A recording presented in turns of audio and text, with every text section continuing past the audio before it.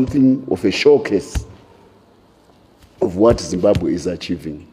So those who are detractors of Zimbabwe, those who can never see anything good about their country, they are being hit with gusts of hot air, spelling success from Zimbabwe.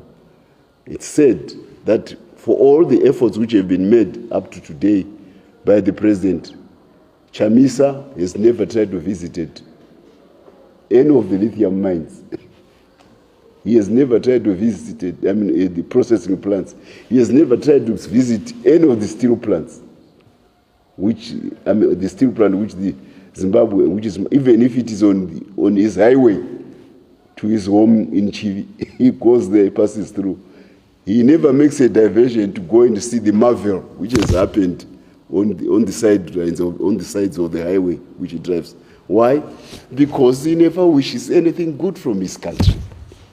All he has is got a singular pursuit for power at State House. It blinds him completely from trying to be aware, to notice the success which is hitting like lightning into his eyes. So what does he do? They try to scupper the image. They try to tarnish the image of Zimbabwe and scupper the prospect of Zimbabwe hosting a SADC summit by introducing extraneous issues which are not on the agenda of SADC, which SADC do not entertain, which SADC has refused to entertain. He wants to introduce them, this time by trying to organize diversionary demonstrations, calling for the organizing of diversionary demonstrations. So it won't work this time. First, the population of Zimbabwe is content about what the president is doing. They can see even the sprucing up of the city of Harare itself for this event. His many years of governance of this city as the CCC, MTC, is nothing except garbage stockpiles. Now we have thoroughfares running through the city from the airport to the new parliament building at Mount Abdul. You'd think a population which now has a stable currency, a population which has got its youths minting money from gold, SMEs, in Makaha, in Kwekwe, in Chegutu, in Gwanda. These are young people minting money, $2 billion US dollars worth of gold production by SMEs. You think they will listen to somebody who tells them to stop their production every day so that they can spruce the ego of Chamisa and his detractors? They are bound to fail. It won't happen. Even before we talk of the Zimbabwean state's capacity, just the population itself will not listen to that dead-end message by Chamisa. So we are looking forward to a very successful SADC summit with our president assuming the chairmanship and brandishing Zimbabwe as the case study of the rise of a post-colonial African modern nation.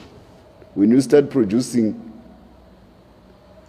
lithium for Toyota, for Ford, for GM, for BMW, for Nissan, for General Motors, for BYD in China. These are the big names now in Kinders. When you start producing world-class products which are finding their way into world-class factories for the production of cars, it makes we've arrived as a country.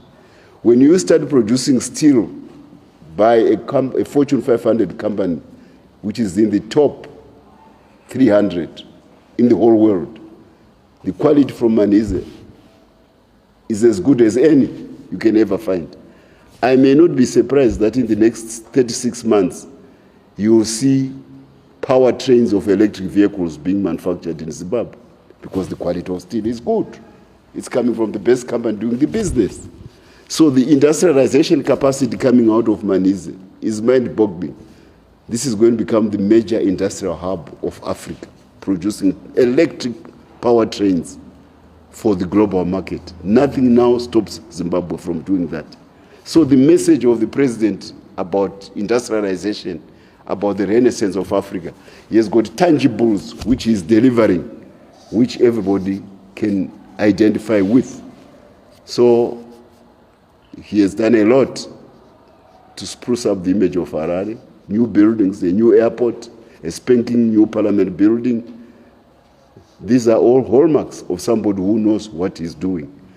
So I want to say to the president, you've done a good job. And ZANU-PF, yesterday at the youth conference, there was